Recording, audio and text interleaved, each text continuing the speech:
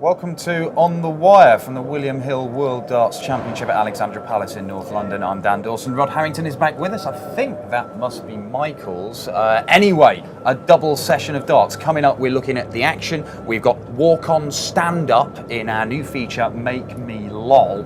And we've got the most cheap supermarket own brand rip-off of Fonejacker you're ever likely to see. Let's talk about the afternoon session. We'll take it in chronological order. So much action went on. Great game between Dean Winstanley and Wayne Jones, over the top coming through that one. Mark Webster, though, just a few months ago, we were commentating on the European Tour. He was really struggling with dartitis. He won't say that, he calls it the D word, but a technical problem, he calls it. No sign of it today. Got the job done. Impressed? Very impressed. I mean, we spoke to him in Salzburg.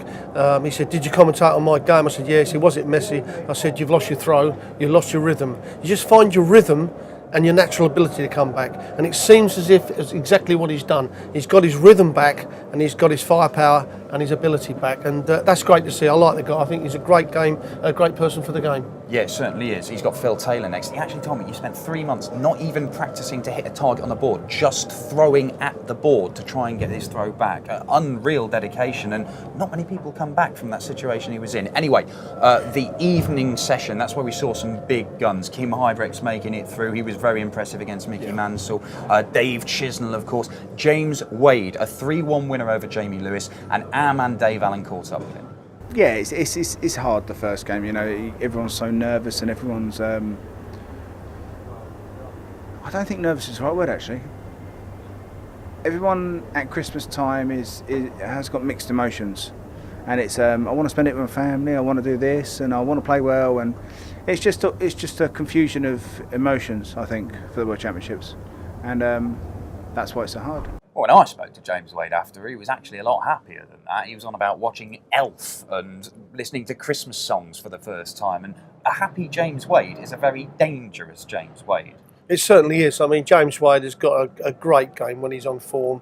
You know, he's won 7 major titles, so that proves how good a class player he is. And like you say, when James Wade's smiling, mind you that, Dan, when every dart player smiles, they're going to play better because they're feeling better about themselves. But James Wade even more. It's good to see James Wade smiling after the problems he's had. Yeah, really, really good. Dave Chisnell wasn't smiling much, despite winning. He kept picking his darts off the floor. They were bouncing out. John Michael, my big fat Greek dart player, he took on Ian White. He got beaten by him. He had those weird darts that had some sort of spring behind the point, something like that. They went in the board and it was just wobbling around all over the place. Just shed some light on that for us, Rod. Well, they're spring-loaded. Keith Deller actually brought them out originally back in the early 80s, and then the BDO banned them. What it is, there's a spring behind the point inside the barrel, and when the dart comes in, when it hits the wire, instead of being a static point and bouncing out, it actually moves a bit, skids the point, and it actually goes into the size or into the dartboard, so it stops them bouncing out. And that's why it's wobbling around like a cartoon dart. Anyway, speaking of cartoons, it's our big new feature. It features Lawrence Lustig, the PDC photographer, a man also known as LOL, and it also features the walk-on girls in the new feature, Make Me LOL. That's a young person's word. It means laugh out loud, Rod. Really? I always wondered what that meant. Joining me now is the official photographer of the PDC, Mr. Lawrence Lustig. He's also the award-winning photographer that I'm very pleased to say is very, very important to this section because it's called Make Me LOL. Yes, laugh out loud. And who's in charge of the comedy? None other than our walk-on girl. So firstly, Hazel, would you please make me lol? Okay. Really? Okay. I bought a front sponge door. I bought a sponge front door. Don't knock it. No. What about that time we were all travelling up the country for darts and we broke down on the side of the road at the motorway and we all had to walk through fields for about an hour? That was a funny day. Yeah, okay, thanks. Thanks, next. Okay, this time round to make me lol, it's Barbie. Good luck.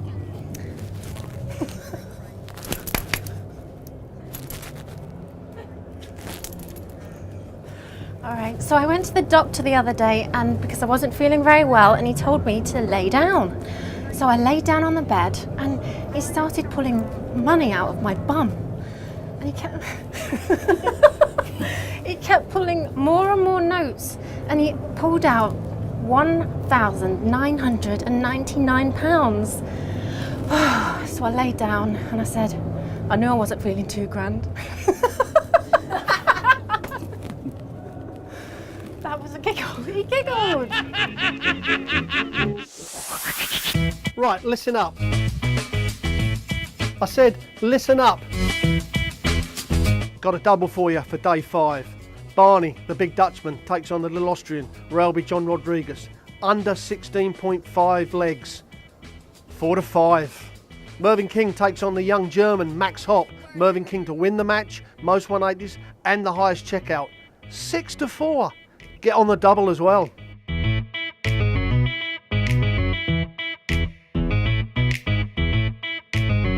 So Rod, back to just an evening session for the Monday. We've got some good stuff on the way though. 5-time world champion Raymond van Barneveld against young Roby John Rodriguez and Michael Smith against Mensur Suljovic. The two Austrians looking to spoil the party of a couple of fancy players here.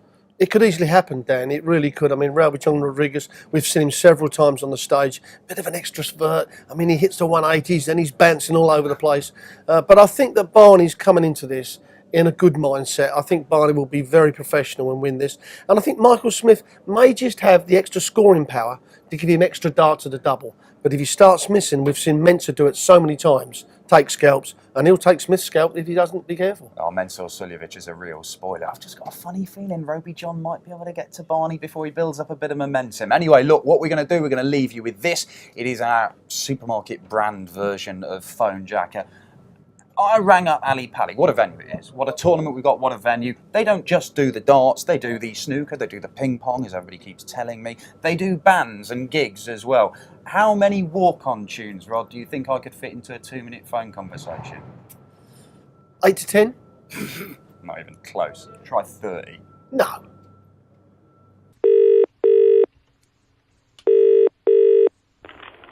Good afternoon, Alexandra Palace Security. Hi, is that Ali Pally? My name's Tom Hawk. I was ringing to ask about one of the gigs you've got going on there in March, Clean Bandit. I just had a few questions about the venue. I've been to Ali Pally before for the darts. I mean, it's it's great. What type of questions do you want to find out, mate? Oh, well, like the size of the venue, because I like to jump around a bit when I get going. Eye the tiger, don't stop the party and all that. The hall where we usually have the gigs holds 15,000 people. Wow, I bet that's amazing. All of the lights in there. I bet some crazy nights in there. I tell you play that funky music, mate. Honestly, I'll spin round till I'm dizzy. So that's quite big, is it? Yes, it is. I tell you what, I met my missus at a gig. I showed her some of the moves. I was like, can you feel the force? She was just laughing, but I was like, you can't stop me. I'm going to rock you like a hurricane. Hang on, mate. Sorry, that's her now, probably. Bear with me. The heat is on, love. Yeah, just reach up and switch on the boiler. Sorry about that. So I tell you, she's been giving me earache ever since I went back on the fag. She says, baby, give it up. I told her, don't stop me now. Besides, I don't have the power. She's like, oh, I want you to be staying alive for a couple of years longer. But you know what it's like. Yeah. This gig, right? Let me have. I've got this. What? Do you know what time it starts? It's the 13th of the Imperial March. Clean Bandit. Do you know what time gigs start?